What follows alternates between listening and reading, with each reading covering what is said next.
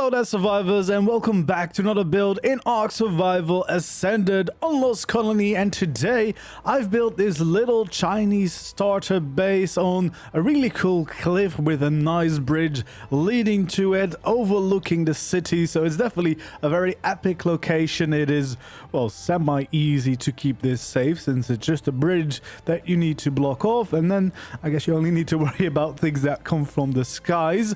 But it is a very epic spot, again, overlooking the city. You can see the bridges, you can see some of the searchlights around the city, but also you can overlook the beautiful valley below and just have some epic views from your base. Obviously, I used some cosmetics here to get these looks, and if you want to know exactly which ones, I'll link them down below in the description.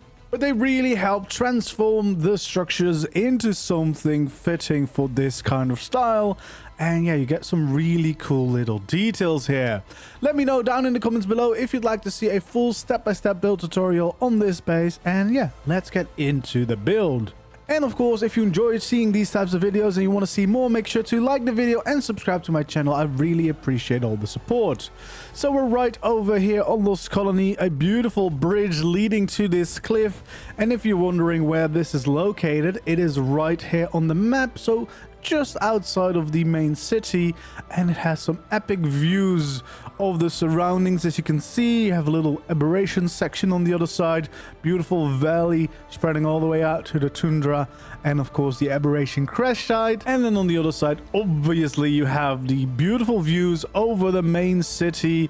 You have the watchtowers, a bridge, epic views all around you. And the cool thing is you start going here with a bridge of your own, making it a much safer location than many others here on the map. And as you can see, we have a cozy little starter base here with a starter house with, you know, your storage and your crafting. We have a little stables areas for all Veilwyn and Solwyn or other similar sized creatures, and we have a little gazebo here, mostly just to enjoy the views. You could also use it to hatch some eggs and stuff, or place a teleporter down later in the game.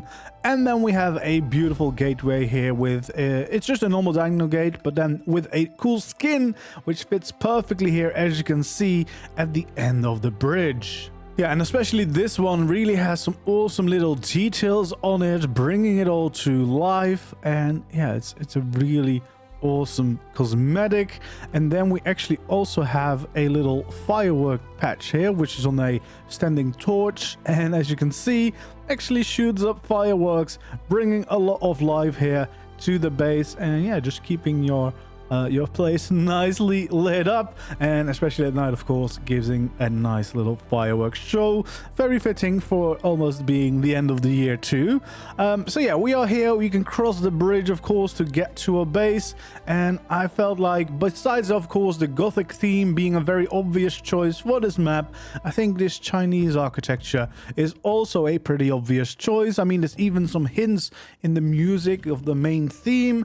And yeah, of course, Mei Ying on the map being a big role, and some of the creatures as well. Of course, we have the Chinese dragon that's a part of the map, and even the Solwyn kind of has some influences which definitely fit this style quite well. So yeah, we have a nice little base here. I added some of these blossom trees just for decoration purposes, but yeah, we have a little gazebo here. Very simple build. As I said, you could probably use this as like a hatching place if you have some ACs here, maybe some of your cryo fridges and stuff, or your egg incubator, or you could have a teleporter here, which I have using the Golden Dynasty skin to make it into this nice yin yang symbol. But yeah, I just really thought it needed something like this, just a little point where you can kind of overlook these surrounding areas and enjoy the epic views of the landscape, because the landscape is pretty beautiful and epic here. And of course, we have the big Gothic castle in the background too.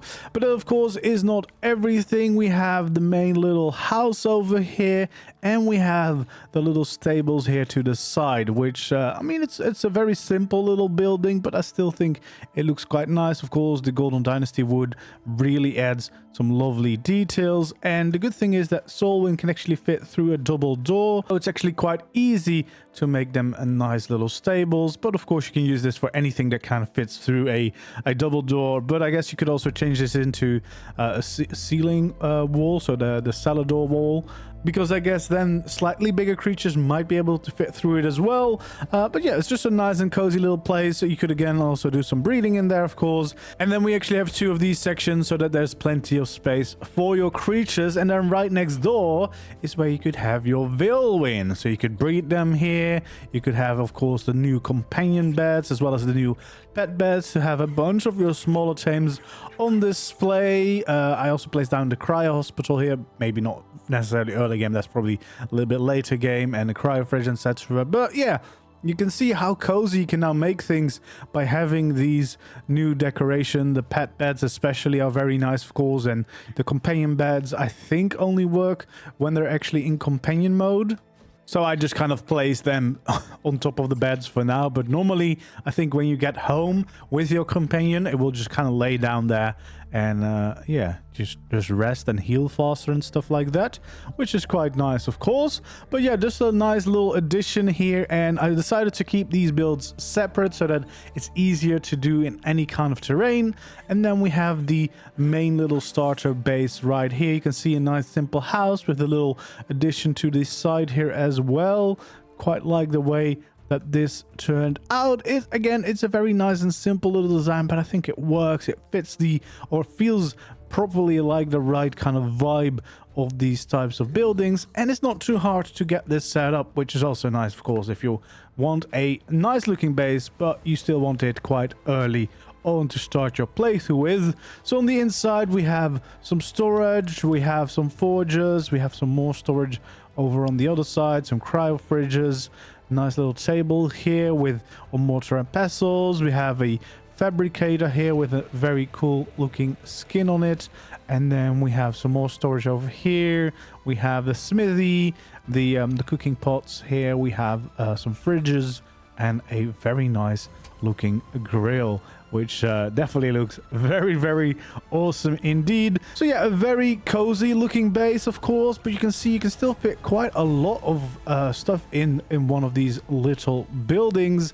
And then up here we have the bedroom, so we have some more decoration going on, and of course a little bed here at the very end so that you have a nice place to respawn in or log out in at the end of the day. And all in all, making for a nice and cozy little base. I just really wanted to embrace this kind of style, and I think it works very well on this map. You know, it's not just gothic themed, of course. There's kind of a dark and light theme here, and I think this is embracing a little bit more of the balance, you know, the light themed, and of course very fitting for the new Chinese dragon they added, which is a very cool looking creature indeed. But as I said as well, like this Solwyn and stuff, it definitely feels like it fits these kinds of builds quite well. And whether you want to build something right here on this location, which is quite a cool place to build something like this, or you know, maybe you want to build like a temple or whatever anywhere else along the mountain peaks, I think this is a style that definitely fits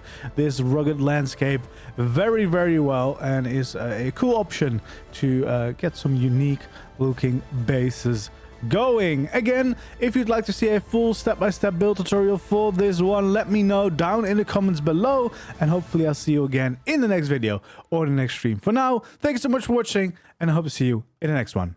Goodbye.